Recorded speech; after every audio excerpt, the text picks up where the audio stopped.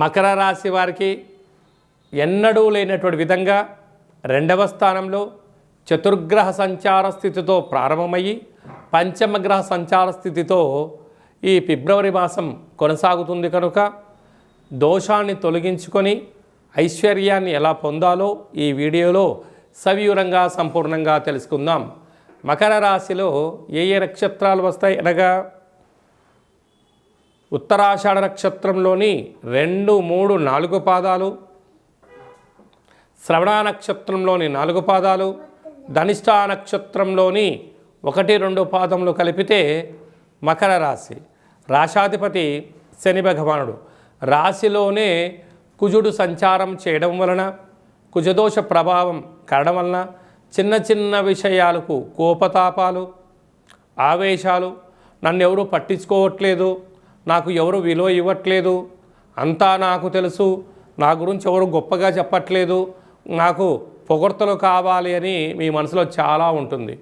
కానీ రాశిలోనే కుజుడు ఉండడం వలన కొన్ని విషయాలలో సముద్రపు ఒడ్డున ఉన్నప్పుడు తల వంచాలి, బంధుమిత్రు స్నేహితులతో ఉన్నప్పుడు మౌనం అవసరం, వీలైతే చిరునవ్వు, కుదరకపోతే ఏకాంతం చాలా అవసరం అని చెప్పి గుర్తుపెట్టుకోగలగాలి.